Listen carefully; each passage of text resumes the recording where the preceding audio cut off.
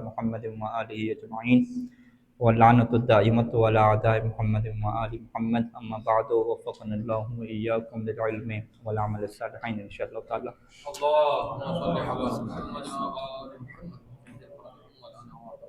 یہ فقہ کا مسئلہ ہے جسے تعدد وسائط کا جو ہے وہ مسئلہ کہتے ہیں۔ تعدد وسائط کا مسئلہ کیا ہے کہ متنجس کیا ہر پاک چیز کو آگے نجس کرتا چلا جائے گا اور یہ سلسلہ کہیں پر نہیں رکے گا؟ اس بارے میں فقہا کا اختلاف ہے۔ مرحوم سید حکیم اور مرحوم سید خویلہ رحمہ اور اس جیسے باقی فقہا وہ کہتے تھے کہ یہ سلسلہ چلتا چلا جائے گا، ٹھیک ہے۔ ایک چیز اگر پاک تھی اور پاک چیز کیا ہے پھر اس سے نجس ہوئی تو وہ پاک چیز کیا کہلائے گی؟ متنجس کہلائے گی۔ یعنی پانی پاک تھا وہ نجس ہو گیا، اب یہ جو نجس پانی ہے یہ آگے تک کسی کے اندر بھی آپ شامل کرتے جائیں وہ ساری چیزیں کیا نجس ہوتی جائے گی۔ یعنی پہلا پانی دوسرے پانی کو نجس کرے گا، دوسرا تیسرے کو، تیسرا چوتھے کو، اس طریقے سے جو بھی قلیل پانی آتا جائے گا سارے کا سارا نجس ہوتا جائے گا۔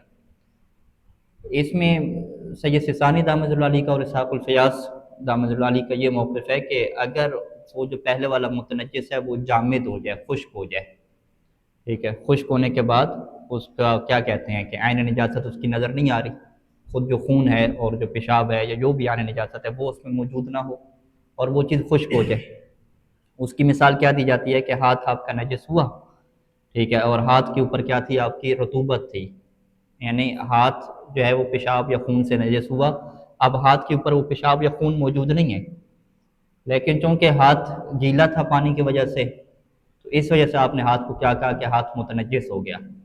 یعنی ہاتھ کو نجس کب کہا جائے گا اور متنجس کب کہا جائے گا، اس میں ہمیں فرق سمجھنا چاہیے۔ اگر ہاتھ کے اوپر عین نجاست موجود ہو یعنی وہ خون واضح طور پہ لگا ہوا ہے تو وہ تو پھر ہاتھ کو کیا کہیں گے؟ نجس کہیں گے، وہ خون تو کیا نجس ہے، عین نجس ہے۔ اب یہ خون دوسرے کو لگے گا تو دوسرے کو وہ متنجس نہیں لگ رہا بلکہ دوسرے کو کیا لگ رہا ہے؟ نجس جو ہے وہ لگ رہا ہے۔ ہاتھ کو کب کہا جائے گا کہ ہاتھ متنجس ہو گیا ہے؟ متنجس کی تعریف آپ کو یاد ہونی چاہیے شروع میں کہ متنجس حقیقت میں چیز کیا ہوتی ہے؟ پاک ہوتی ہے، پھر اس کے اوپر جو چیز لگتی ہے وہ اسے کیا بنا دیتی ہے؟ نجس بنا دیتی ہے، اور وہ خود اس کا اپنا وجود بھی نہیں ہوتا نجس کا۔ اس کی مثال ہم کیسے بنائیں گے کہ ہاتھ آپ نے دھویا پانی کے ذریعے سے تو ہاتھ کے اوپر کیا ہے؟ پانی موجود ہے، اب اسی پانی کے اوپر جو ہے وہ کیا لگا؟ تھوڑا سا خون لگا یا تھوڑا سا کیا لگا؟ پیشاب لگا، اب وہ جو خون یا پیشاب ہے وہ خود ختم ہو گیا، یعنی وہ یہاں پہ نظر نہیں آ رہا، اس کا وجود نہیں ہے۔ یعنی ایک آپ کہہ دیں کہ تھوڑا سا قطرہ خون کا ہے اور وہ گیلے ہاتھ پہ لگا جب تو وہ خون ختم ہو گیا، خود پیشاب کا نظر نہیں آ رہا۔ اب اس ہاتھ کی رطوبت کو ہم کیا کہیں گے؟ متنجس کہیں گے، اور اس ہاتھ کو بھی کیا کہیں گے؟ متنجس کہیں گے۔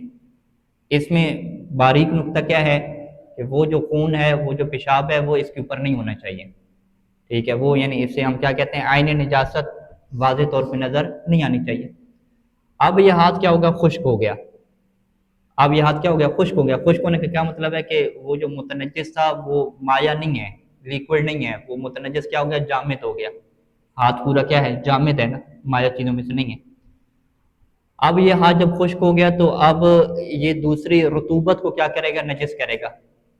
اب دوسرا ہاتھ آپ نے کیا ہے؟ پانی سے دھویا ہوا تھا، دوسرے ہاتھ کے اوپر کیا تھا؟ پانی تھا، پاک پانی تھا۔ اب یہ خشک ہاتھ جب اس کے اوپر لگائیں گے تو ہم کیا کہیں گے کہ دوسرے ہاتھ کے اوپر جو پاک پانی تھا اسے کس نے نجس کیا؟ اسے نجس نے نجس کیا یا اسے متنجس نے نجس کیا؟ ہم کہیں گے اسے متنجس نے کیا کیا؟ نجس کیا۔ اب دوسرے ہاتھ پہ کیا آ گیا؟ متنجس آ گیا۔ اب یہ دوسرا ہاتھ بھی کیا ہو جائے؟ خشک ہو جائے، ٹھیک ہے، خشک ہو جائے اور متنجس کس میں کنورٹ ہو جائے؟ جامد میں کیا کنورٹ ہو جائے، ٹھیک ہے، پانی اور مائع شکل میں نہ ہو، خشک ہو جائے۔ اب خشک ہونے کے بعد فرض کریں ایک اور پانی ہے، پاک پانی ہے، وہ اس کیا ہے؟ بائیں ہاتھ کے ساتھ لگتا ہے، تو وہ بائیں ہاتھ کیا ہو جائے گا؟ متنجس ہو جائے گا۔ کس سے متنجس ہوا؟ جامد متنجس کے ذریعے سے کیا ہوا؟ متنجس ہوا۔ تو یہ تین سلسلے ہمارے پاس بن گئے، پہلے دایاں ہاتھ متنجس بنا، پھر بایاں ہاتھ متنجس بنا، پھر جو ایک تیسرا جو ہے وہ پانی ہے جو مرطوب چیز ہے وہ کیا بنی؟ متنجس بنی۔ اب تیسری چیز کو بھی کیا بنائیں؟ جامد بنائیں، اسے بھی کیا کریں؟ خشک کریں بالکل۔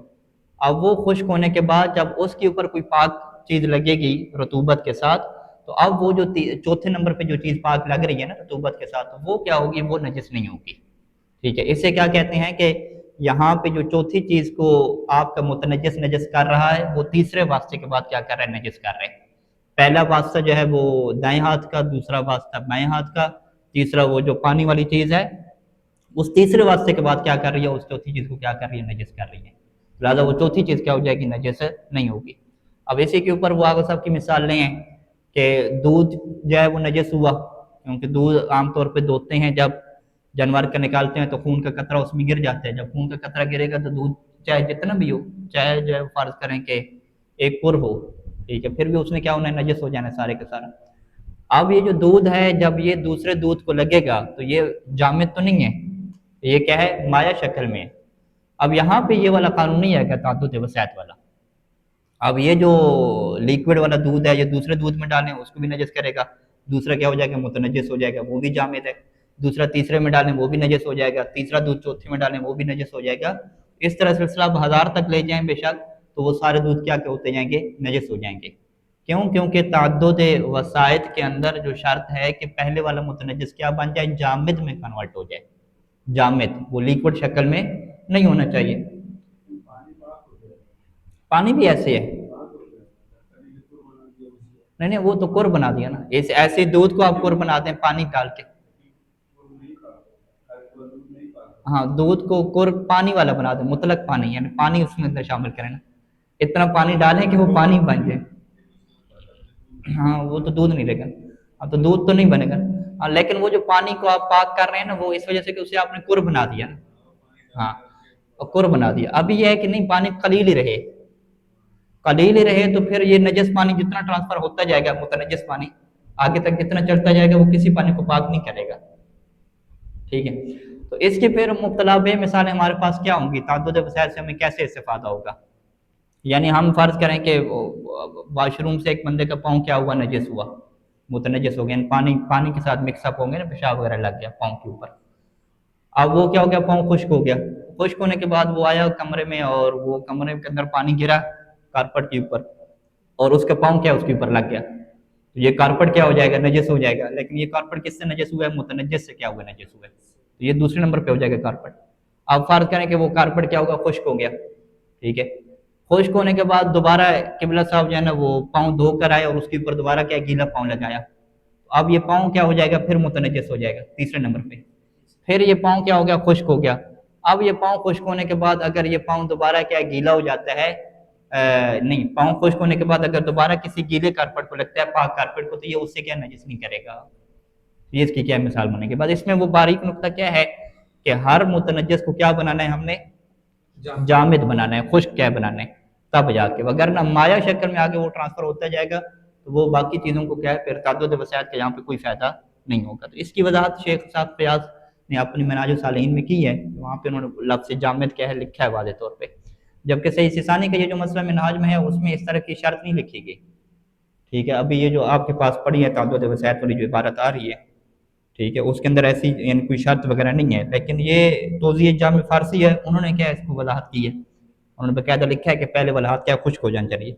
مثال کے طور پہ انہوں نے کیسے عبارت لکھی، یہاں سے عبارت شروع ہوتی ہے، اذا لاقت الید الیمنی بالبول فہی تتنجس، ید یمنی جو ہے وہ بول کے ساتھ لگے تو وہ نجس ہو جائے گا، فاذا لاقتها الید الیسری، اس کے ساتھ بایاں ہاتھ لگے اور وہ بھی کیا رطوبت کے ساتھ، تو حکم بنجاست ایضا، تو بائیں ہاتھ کی بھی نجاست کا حکم لگا دیں گے، وقضا اذا لاقى الید الیسری مع رطوبت شیء آخر کالثوب، بائیں ہاتھ جو ہے وہ کپڑے کو لگا رطوبت کے ساتھ، کپڑا بھی نجس ہو جائے گا، ولیکن اذا لاقى الثوب شیء آخر، لیکن جب یہ کپڑا جو ہے نا کسی اور چیز کو لگے گا رطوبت کے ساتھ، چاہے وہ مائع چیز ہو یا غیر مائع چیز ہو، تو فلا یحکم بنجاستہ، تو پھر اس چیز کی کیا نجاست کا حکم نہیں لگے گا۔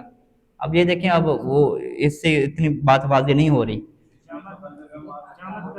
ہاں جامد کا ذکر نہیں ہے، ٹھیک ہے، ہاں اذا لاقت الید مع رطوبت، یوں ہے نا، جب بایاں ہاتھ جو ہے وہ رطوبت کے ساتھ لگے، یعنی بایاں ہاتھ کیا رطوبت کے ساتھ آ رہا ہے پہلے والے کے ساتھ، تو بایاں ہاتھ جب رطوبت کے ساتھ آ رہا ہے تو اس کا کیا مطلب ہے کہ جو ید یمنی ہے نا دایاں ہاتھ وہ خشک ہو چکا ہے، ٹھیک ہے، اس خشک ہونے کی وضاحت یہاں پہ نہیں ہے، لیکن توضیح جامع فارسی میں کیا اس کی پھر وضاحت کیا موجود ہے۔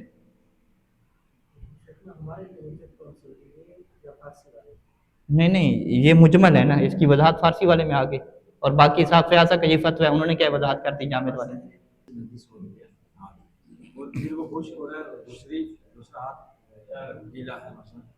اب ہم یہ کریں کہ وہ جو پہلا نجس متنجس خون یہ گیلا ہے اب وہ گیلا ہے اور باہر والے آنے والی تیسری چیز گیلی نہیں ہے، یہی گیلا تیسرے پہ لاتا ہے، یہ بھی اس طرح چوتھی پہ نہیں یہ پہ تعدد واسطہ نہیں بنے گا. تعدد واسطہ کا دقیق معنی کیا ہے؟ تعدد واسطہ کیا مطلب کہ جس واسطے سے متنجس منتقل ہو رہا ہے، ٹھیک ہے، وہ درمیان میں ایک نیا واسطہ بنے.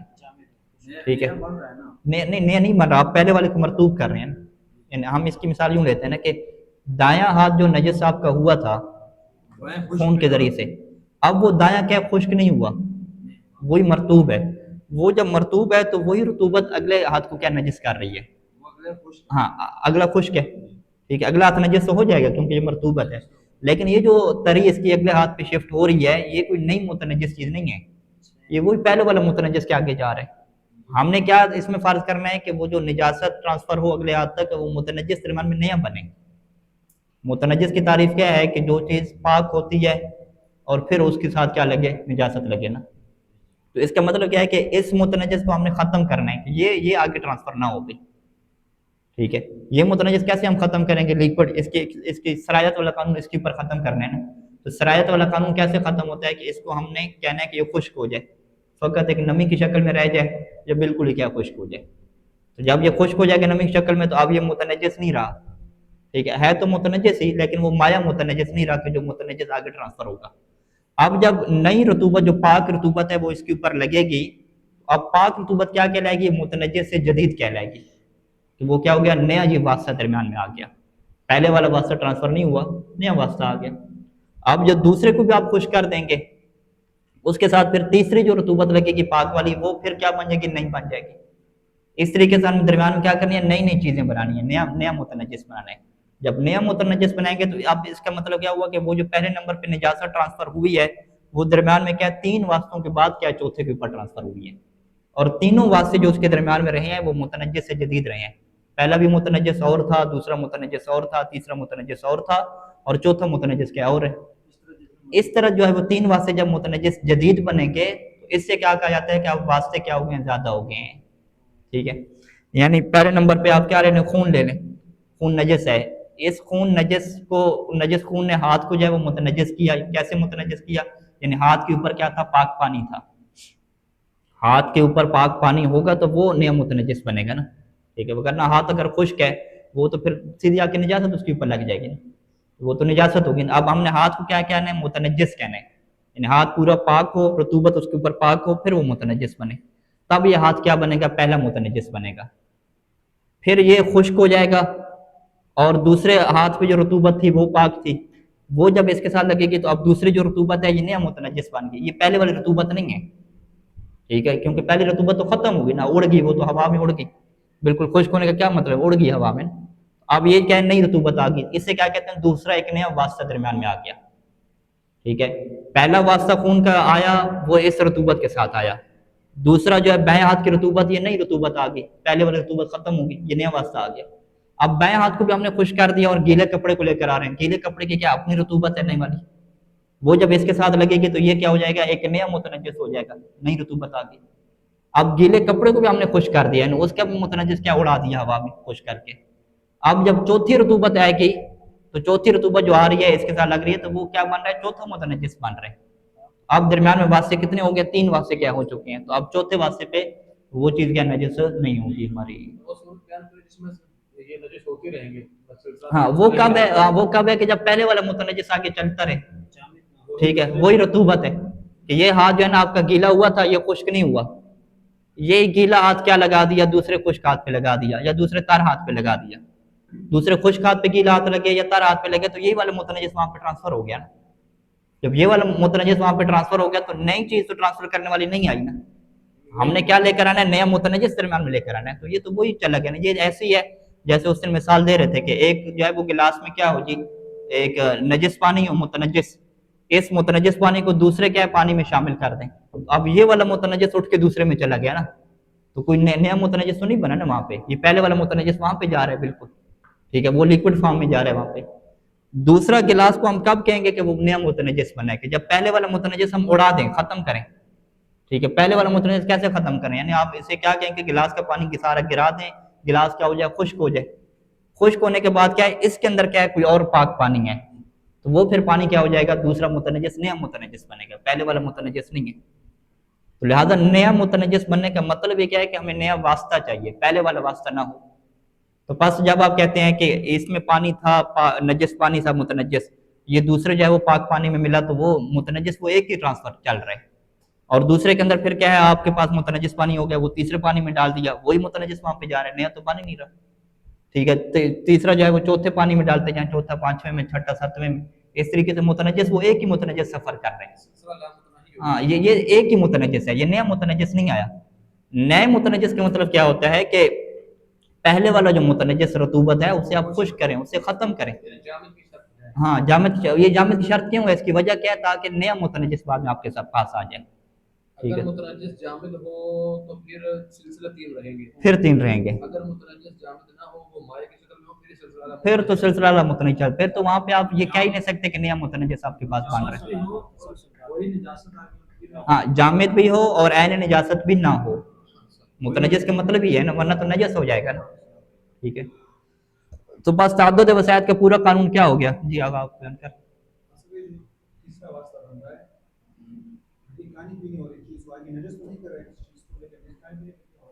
اور نجس نہیں کرے گا تو پاک رہے گا نا، پھر چوتھی چیز کی بات کر رہے ہیں نا۔ ہاں تیسرے نہیں، تیسرے ہاں تیسری نجس ہوگا، متنجس ہوگا لیکن منجس نہیں ہوگا۔ آگے کا سوال ٹھیک ہے، درست ہے کہ تیسری چیز فرض کریں کہ وہ پانی تھا، اور یا وہ کیا مٹھائی وغیرہ تھی جو جس کے اوپر کیا رطوبت لگی ہوئی تھی، کیا مثال دی تھی، بطیخ کی مثال دی تھی نا، ٹھیک ہے، اس کے اوپر رطوبت مصریہ تھی۔ تیسرے نمبر پہ وہ آپ کے پاس کیا آ گیا، بطیخ آ گیا، تربوز آ گیا۔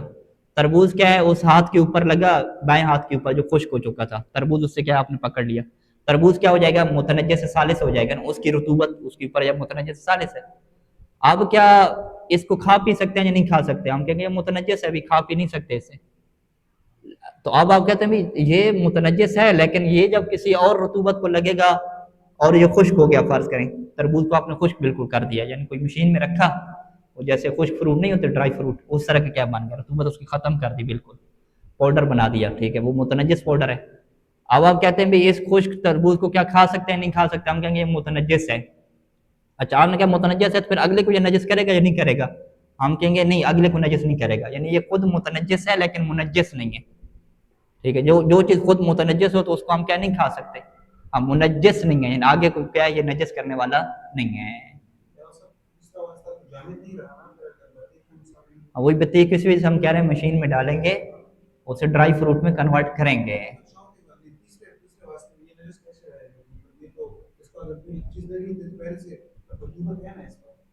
ہاں تو رطوبت کو خشک کر لینا، رطوبت خشک ہو جائے گی، خشک ہونے سے وہ چیز پاک تو نہیں ہوتی نا۔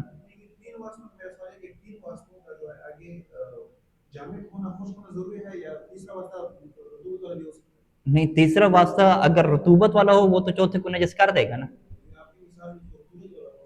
ہاں اسی تیسرے کو ہم نے خشک کرنا ہے نا، یعنی تیسرے کو بھی ہم نے خشک کرنا ہے تب جا کے چوتھا نہیں بنے گا نا۔ ہاں ہاں یعنی اگر فرض کریں کہ تیسرا جو ہے نا گیلا ہے ابھی تک، تیسرا اگر گیلا چوتھے کو لگے گا تو پھر تو وہی متنجس جا رہے ہیں نا، وہی گیلا بنا کے ٹرانسفر ہو رہا ہے، کوئی نیا متنجس تو نہیں بنا، پھر چوتھا تو متنجس بنی نہیں آپ کے پاس، وہی تیسرے جا کے ٹرانسفر ہو رہا ہے۔ آپ کب کہیں گے کہ چوتھا ہمارے پاس متنجس نہیں آیا ہے، جب آپ تیسرے والے کو کیا کریں گے، خشک کر دیں گے۔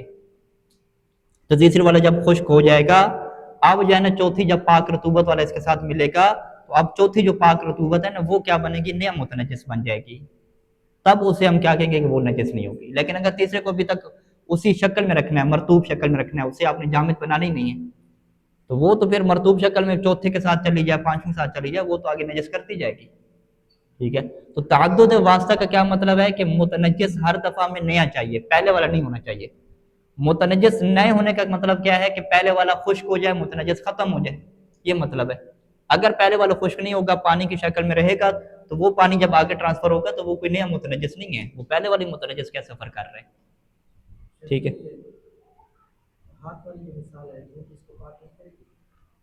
دھوپ نہیں، ہاں دھوپ وہ فقط بلڈنگ وغیرہ کو، دیوار کو پاک کرتی ہے، آگے کی بحث، ہاتھ کو پاک دھوپ نہیں کرتی خشک ہو جانا، واضح انشاءاللہ۔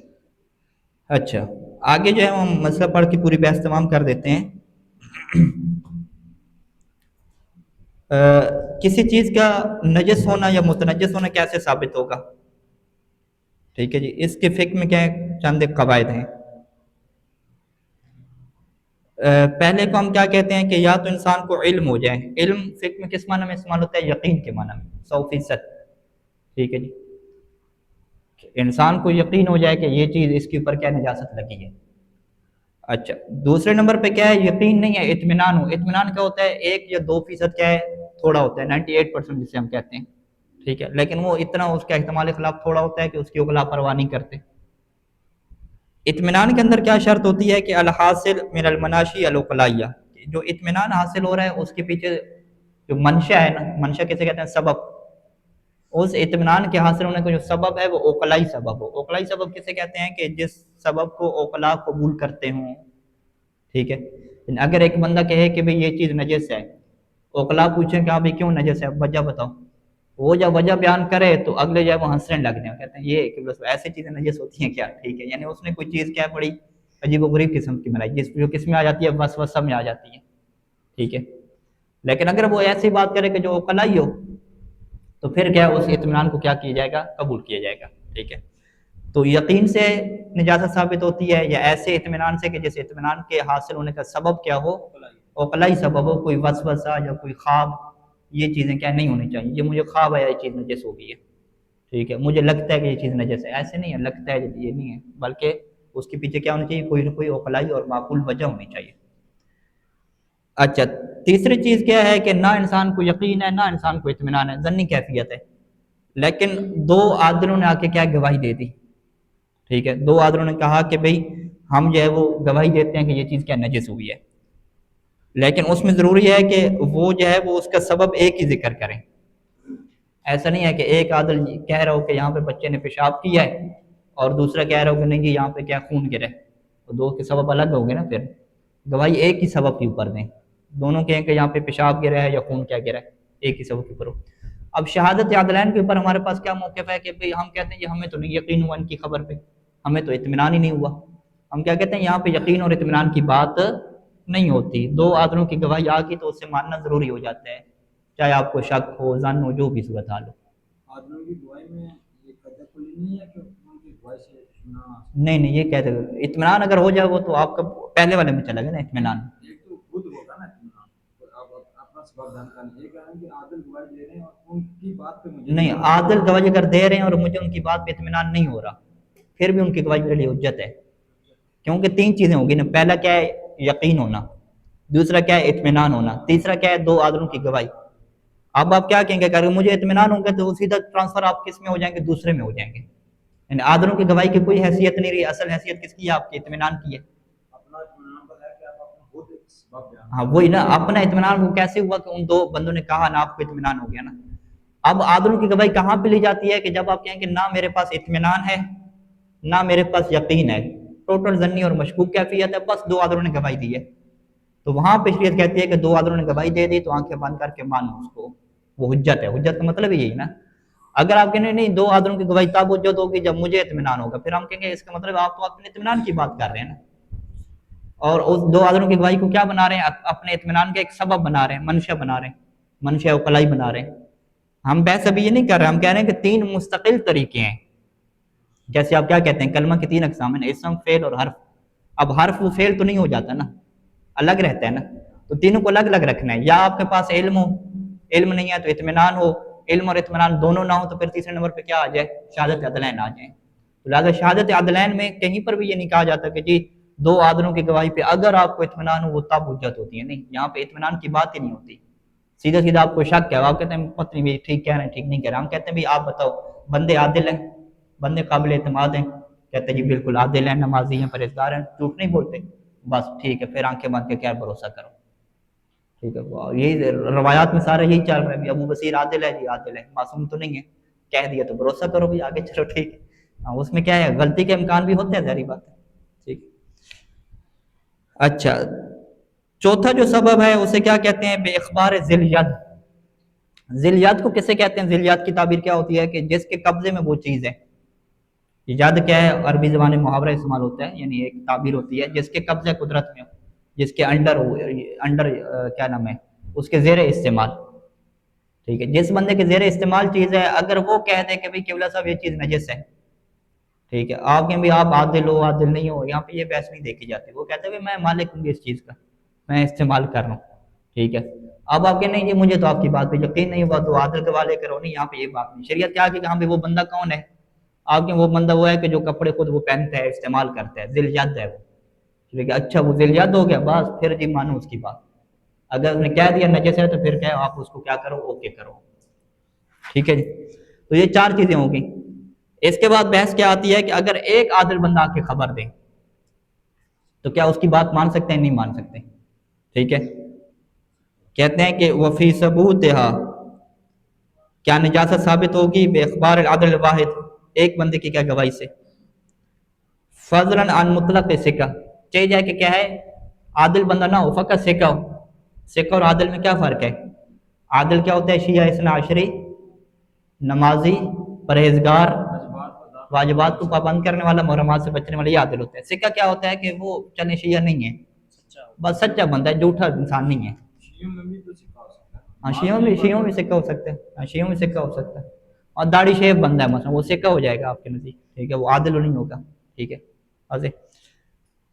تو کیا اگر ایک عادل بندہ خبر دے یا ایک سکہ بندہ خبر دے تو کیا اس کی بات آنکھیں بند کر کے قبول کی جائے گی؟ کہتے ہیں نہیں. یہاں پہ کیا اشکال ہے؟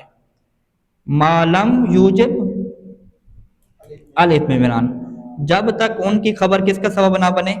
اطمینان کا. اگر اطمینان کا سبب بن جائے گی تو پھر کس میں ٹرانسفر ہو جائیں گے آپ؟ اوپر والے میں ٹرانسفر ہو جائیں گے. آپ کہیں گے اچھا جی اطمینان آ گیا.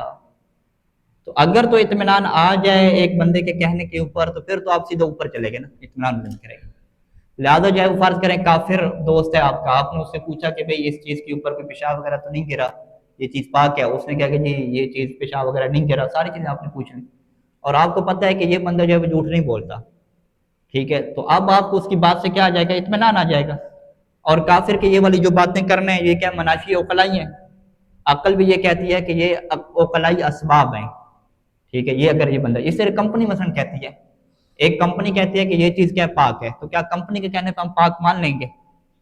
ہم کہیں گے نہیں. اگر کمپنی کے کہنے کی وجہ سے ہمیں اطمینان آ جائے، اور وہ کب آئے گا؟ جب کمپنی کیا پاکستان وغیرہ کی نہ ہو نا. ٹھیک ہے، پھر تو اطمینان نہیں آتا. ایسی ہے. ٹھیک ہے، کہ کمپنی کسی ایسے ملک کی ہو کہ جہاں پہ قانونی طور پہ سختی ہوتی ہو، اور جو کمپنی بیان دیتی ہو چیزوں کے اوپر لکھتی ہو اس کے اوپر باقاعدہ کیا چیک اینڈ بیلنس ہوتا ہو، کوئی کرپشن نہ ہوتی ہو، تب ہمیں جا کے اطمینان آئے گا نا. ٹھیک ہے، ہاں جو بھی یعنی کمپنی ڈیٹیل آپ کو دے رہی ہے وہ فقط اس وجہ سے حجت نہیں ہوگی کہ چونکہ کمپنی نے کہہ دیا. اس کی حجت کس وجہ سے ہے؟ چونکہ آپ کو اس کی وجہ سے کیا آیا؟ اطمینان آیا ہے. ٹھیک ہے، لہٰذا اگر ایک عادل نے آ کے خبر دی ہے تو اس کی خبر کو اس وجہ سے میں نے نہیں مانا کہ چونکہ وہ ایک عادل ہے، قبلہ صاحب ہے. نہیں، چونکہ اس کی خبر کی وجہ سے مجھے کیا آیا؟ اطمینان آیا. لیکن اگر وہ دو عادل ہوتے تو پھر یہاں پہ اطمینان آنے کی شرط نہیں ہوتی. ہاں پھر تو مان نہیں ماننا ہے، کیونکہ یہ پھر کس میں چلا جاتا ہے؟ بینہ میں چلے جاتے ہیں. اگر جو ہے ذل ید والا خبر دے دے تو اس کی بات سے بھی چاہے اطمینان آئے یا نہ آئے، اس کو کیا ہوتا ہے؟ مان نہیں ہوتا ہے. ٹھیک ہے، تو خلاصہ کلام کیا ہوا کہ چار ہمارے پاس کیا آپشن ہو گے جو دونوں آپس میں کیا مقابلے میں، ہر ایک یا یقین ہو یا اطمینان ہو یا کیا دو عادل گواہی دیں یا جس کے پاس وہ چیز ہے وہ کیا دے دے. یہ جو آخری دو ہیں اس کو پہلے دو سے کیا کرنا ہے؟ الگ کرنا ہے. ایسا نہیں ہے کہ آپ کہیں گے یہ دو عادل گواہی دیں گے تو ان کی گواہی تب مانیں گے جب آپ کو اطمینان ہوگا. نہیں، وہاں پہ اطمینان کی کوئی شرط نہیں ہے. ٹھیک ہے، اسی طریقے سے جس کے پاس وہ چیز ہے وہ کہہ دے تو آپ کہیں نہیں اس کی بات مجھے اطمینان نہیں ہو رہا. نہیں، وہاں پہ بھی اطمینان کی بات نہیں ہے. اس کے علاوہ جب بحث ہے کہ اگر ایک کوئی قابل اعتماد بندہ کہہ دے، کوئی کمپنی کہہ دے، ایک عادل کہہ دے، تو پھر کہتے ہیں نہیں اس کی بات حجت نہیں ہے. ہاں وہ خود مناشی عقلائیہ میں سے عقلائی اسباب ہیں تحقیق کے، اگر ان کی بات سے اطمینان آپ کو آ جاتا ہے تو وہ پھر بات کیا ہو جائے گی؟ آپ کی حجت ہو جائے گی. ہاں اطمینان ہو جائے تو پھر کس میں چلے گئے؟ اطمینان میں چلے گئے نا آپ. دوسری کیٹیگری میں چلے گئے، اطمینان میں شفٹ آپ ہو گئے. ٹھیک ہے. اچھا، اسی طریقے سے اگلی تطبیق کیا ہے؟ یہ جو اگلی تطبیق ہے کہ آپ نے جو ہے وہ ان کافروں سے چیز لی ہے، من عید الکافرین، کافروں کے ہاتھ سے چیز لی ہے. کون سے کافر؟ جن کا حکم کیا لگایا جاتا ہے؟ نجس ہونے کا لگایا جاتا ہے. اچھا، ان سے کیا آپ نے خریدا جی؟ خبز، روٹی خریدی، زیت تیل خریدا، عسل شہد خریدا، وہ نحویہ من المایات، اس کے علاوہ کیا ہے آپ مایا چیزیں، لیکوڈ چیزیں خریدی ہیں، یا کیا ہے آپ نے جامعات چیزیں خریدی ہیں، تو یہ ساری کی ساری کیا ہوں گی؟ طاہر شمار ہوں گی. کب تک طاہر شمار ہوں گی؟ الا ان یعلم، مگر یہ کہ آپ کو 100% یقین ہو جائے. کس چیز کا؟ کہ بے مباشرتہم لہو، کہ انہوں نے ہاتھ لگایا ہے اس چیز کو. کس کے ساتھ ہاتھ لگایا ہے؟ رطوبت مصریہ کے ساتھ ہاتھ لگایا ہے. یہ یقین ہونا کیا ضروری ہے؟ ٹھیک ہے، اس کو پریکٹیکل ہم بیان کرتے ہیں نا. آپ نے جو ہے وہ ایک کافر سے آپ نے کیا روٹی خریدی، ٹھیک ہے. ایک کافر کیا، جیسے ایئرپورٹ پہ ہم جاتے ہیں، ٹھیک ہے، ایئرپورٹ پہ ہم جاتے ہیں تو ہم کیا کہتے ہیں بھی آپ کے پاس کون سے کھانے ہیں؟ انہوں نے کیا ہے وہ کھانے ہمارے پاس کیا ہے، ویجیٹیرین بھی ہیں اور کیا ہے وہ نان ویجیٹیرین بھی ہیں. ہم نے وہ ان سے سبزی منگوا لی، ٹھیک ہے. سبزی منگوائی تو ہمیں پتہ ہے کہ یہ جو سبزی لے کر ہمیں لا کے دے رہا ہے یہ ہندو ہے، ٹھیک ہے. یہ کافر ہے، اور کون سا کافر ہے؟ المحکوم بالنجاسہ، جس کی نجاست کا حکم لگایا جاتا ہے. اب جو ہے وہ یہ جو اس نے مجھے سبزی ڈال کے دی ہے، اس نے جو سبزی پکائی ہے، کیا اس نے جب سبزی پکائی تھی تو ہاتھوں کے اوپر دستانے پہنے تھے تاکہ جو ہے وہ اس کا ہاتھ ڈائریکٹ سبزی کو نہ لگا ہو؟ جب کٹنگ کی تھی تو دستانے پہن کے پکائے تھے، یا اس نے جو ہے وہ اپنے ہاتھ لگائے؟ آپ کیا کہتے ہیں بھائی 100% کون سی بات ہے؟ آپ کہتے ہیں 100% تو مجھے نہیں پتا، لیکن ظنی صورتحال ایسی ہے کہ اس نے کیا ہاتھ لگائے ہوں گے. اب ہم کہیں گے اس کا مطلب ہے کہ آپ کو ظن ہے. اچھا، آپ کو علم ہے، یہ علم نہیں ہے. اطمینان ہے، اطمینان نہیں ہے. پھر کیا چیز ہے؟ ظن ہے. 90% 80% اطمینان بھی نہیں ہے، پھر کیا کہتے ہیں؟ ظن کہتے ہیں. تو کیا ظن کی وجہ سے نجاست ثابت ہوتی ہے؟ کہتے نہیں، ظن کی وجہ سے نجاست ثابت نہیں ہوتی. آپ کو علم یا اطمینان ہونا چاہیے، 98% ہونا چاہیے یا 100% ہونا چاہیے، ٹھیک ہے. ہاں، وہ بندہ کیا ہے؟ ذل ید ہے. اگر اس سے پوچھ لیں، فرض کریں، ٹھیک ہے، کہ آپ نے اس کو ہاتھ لگایا، پوچھنا ضروری نہیں ہے. اگر فرض کریں پوچھ لیں اور وہ کہہ دے کہ جی میں نے سے ہاتھ لگایا، پھر تو آپ کو بات اس کی ماننی پڑے گی نا، ٹھیک ہے، تو نجس ہو جائے گا. لیکن آپ نے پوچھا نہیں ہے، بس آپ کے پاس چیز آ گئی ہے اور آپ کو یہ تشویش پڑی ہوئی ہے کہ پتہ نہیں اس کو ہاتھ لگا یا نہیں لگا. ہاں، پھر آسان ہو گیا سسٹم. جی جی جی، ہاں ہاں. لیکن اگر آپ کو ٹرین والوں کے حالات پتہ ہیں کہ بھئی کوئی گلفس شلفس کا سسٹم نہیں ہوتا. اب یہ سبزیوں جو بناتے ہیں ہاتھ لگا کے بناتے ہیں، ہاتھ دھوتے ہیں پھر بناتے ہیں. مٹھائی آئی تھی تو ہم نے کھا لی تھی، تو ہم نے دوستوں کو کھلا دی تھی. اچھا، اور وہ اسی لیے کھلا دی تھی کہ ہم نے تو ایسے نہیں کھائی تھی کہ شاید ہندو کے ہاتھ سے بنی ہوئی. تو دوست کھا گئے تھے، انہیں بعد میں پتہ چلا تھا ہندو کے ہاتھ کی ہے. تو اب اس پہ مزاج نہیں ہے، ہمیں شاید اس نے دستانے چڑھائے ہیں. ہاں، وہ مٹھائی بن کے آئی ہے. آپ سید کہہ رہے ہیں کہ جو مٹھائی بنا کے دے رہے ہیں گلاب جامن اور لڈو وغیرہ، تو اب ہمیں شک کیا ہے اس میں؟ ظنی کیفیت، ظنی ہے. ختم ہو گیا درس، ٹھیک ہے. تو قانون کیا ہے ہمارے پاس؟ یہ آخری بات ختم کرتے ہیں. الظن بالنجاست لا عبرت بہ، نجاست کے ظن کا کوئی اعتبار نہیں ہے. اور یہ جتنی مثالیں ابھی بنائی ہیں یہ ساری کیا ظنی مثالیں ہیں، ٹھیک ہے. اسی طریقے سے آپ نے کیا ان سے آپ نے کپڑے منگوائے، تولیہ لے لیا کافر سے، ٹھیک ہے. اب تولیہ کے بارے میں آپ کو شک ہے کہ ہوٹل میں تولیہ جو دے رہے ہیں ہو سکتا ہے یہ نیا تولیہ دیا ہو سکتا ہے نیا تولیہ دیا ہو سکتا ہے کہ کیا یوز والا دیا ہو، ٹھیک ہے. اب اس میں نجاست کا کوئی یقین نہیں ہے ہمیں، ظنی کیفیت ہو سکتی ہے، ٹھیک ہے، لیکن اس کے باوجود وہ کیا رہے گا؟ پاک رہے گا، اسے ہم کیا نجس نہیں کہیں گے. تو یہ صورتحال کیا نجاست میں آسان ہو جاتی ہے کہ اس میں ظن کی کوئی ویلیو نہیں ہوتی، ٹھیک ہے. علم یا اطمینان ہونا چاہیے، یا دو عادلوں کی گواہی ہونی چاہیے، یا ذلیات کی کیا ہونی چاہیے؟ خبر ہونی چاہیے. صلی اللہ علیہ محمد و آلہ اجمعین.